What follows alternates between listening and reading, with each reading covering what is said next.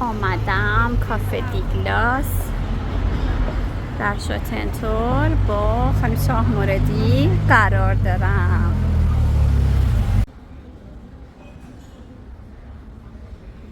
امروز با خانم شاه موردی اومدیم تا کافه دیگلاس. این حیاتش هست که من با میترا جون اینجا نشستم. این نقاشی خیلی خوشگله اینجا روی دیوار من دیدم، خیلی منو جذب کرد. جمعیتی که نشستن و کافه می نوشن، بیشترشان زنان هستن. خیلی زیبا نقاشی شده.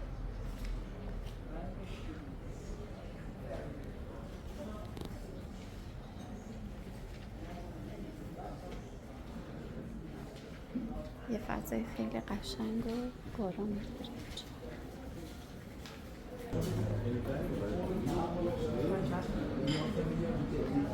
شیرینی هم داره، خوشمزه، خوشگل. برم به سمت طبقه بالا، خیلی هنری درست شده.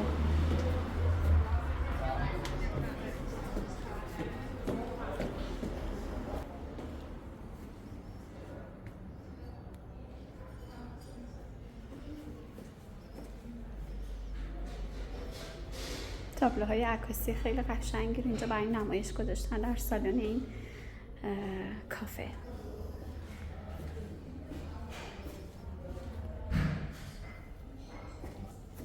دیگلاس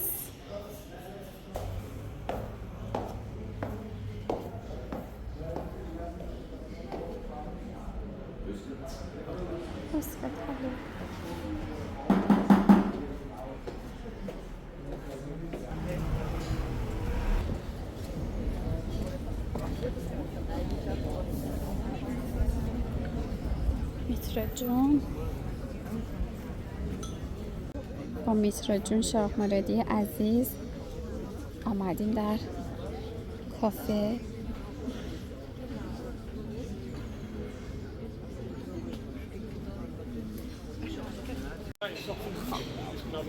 دوستان هنرمند هنردوست، من افتخاری رو دارم امروز با میترا جونم اومدیم با هم کافه بزنیم.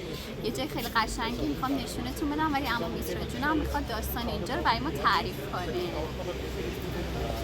داستان اینجا اینه که من موقعی که آمدم به وین، مربوط میشه به خیلی سال پیش، 1979 که من از ایران آمدم و اصلا آلمانی بلد نبودم و شروع کردم به زبان آلمانی یاد گرفتن توی کلاسی که یعنی روز دانشگاه منو فوری قبول کرد. روز میرفتم دانشگاه و رشته نقاشی و گرافیک و بعد عصرا میامدم کلاس زبان که همین نزدیک پشت اینجا یه مدرسه دبیرستانه، شبا کلاس آلمانی بود که مال دانشگاه بود ولی محلش اینجا بود.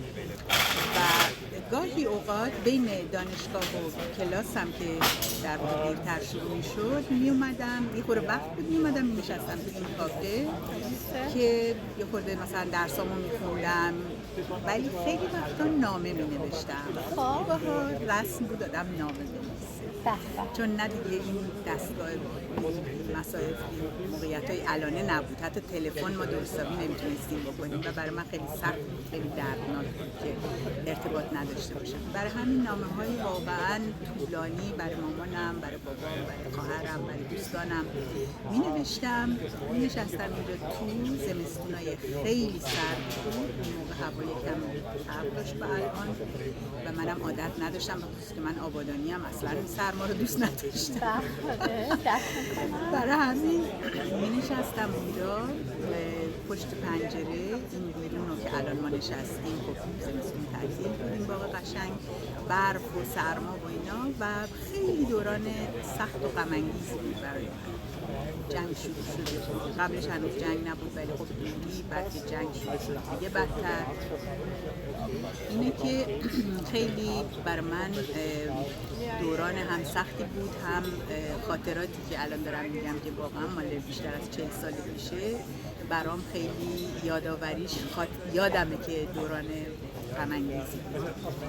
اسم این کافه، این اتریش خیلی یعنی میان در حقیقت کافه هاوس که بهش میگفتن، کافه هاوس خیلی قدیمیه و خیلی زیاد بود تعدادشون اون موقع توی اتریش، یعنی که وین، حالا من میگم اتریش منظورم وین، کافه هاسا خیلی تعدادشون زیاد بود، خیلی هاشون دیگه نیستن. من تقریبا همه رو میشناختم و میرفتم چون خیلی خوشم میومد از این کافه هاسای قدیمی.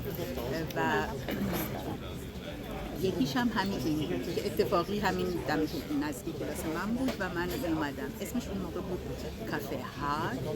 خیلی هم قدیمی بودنش واقعا از ظاهرش هم معلوم بود، مثلا همه مبلمانش پر قدیمی بود و خیلی ساده و چیز بود. در هر صورت این بعداً تغییر کرد، بعد اصلا تبدیل شد به یه رستوران دیگه و نوسازی شد و الان دوباره کافه هاس قدیمیه، یعنی ثبت کافه هاس قدیمیه ولی خب نوسازی شده.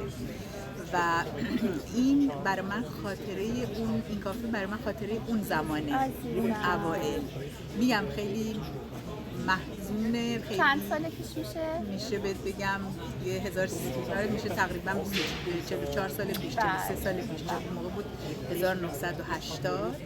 الان هستیم 2023 که میشه 82 من به دنیا آمدم. آخ جانی، ببین من اون موقع اینجا می نشستم نامه می نوشتم، بعد میگفتیم 42 سال دیگه یه غزال میاد اینجا میشینه با هم کافه اصلا میزنیم. نمیدونیم دیگه، واقعا نمیدونه زندگی چی میشه. چقدر قشنگه. الان من بعد از این همه سال غزال نازنینی که اون موقع تو آسمون بود با هم دیگه نشستیم اینجا توی این باغ قشنگ و با صفاش که البته استثنایی اول اکتبر اینطور باشه هوا. اون موقع اول من تازه که آمدم اکتبر بود و سرد بود. امروز دوم اکتبر. امروز یه جور دیگه است. این دوران تغییر کرده، همه چی تو زندگی تغییر میکنه و من در هر صورت این کافه رو به خاطر گذشته ها خیلی هم کافش واقعا، من کاپوچینو سفارش دادم خیلی خوشمزه بود. خوبه این کافه های قدیمی خیلی باحالن. من اصلا کافه گردی رو دوست دارم. آره حالا میریم با هم کافه های دیگه هم میریم. یه کافه موزیوم هم هست که از اونم یه خاطره خیلی بامزه دارم، ولی اینجا به خصوص خب این ویانگردی با میترا جون. ویدیوهای من ویانگردی با میترا جون. امیدوارم جاهای خوبی رو بتونم بهت نشون بدم.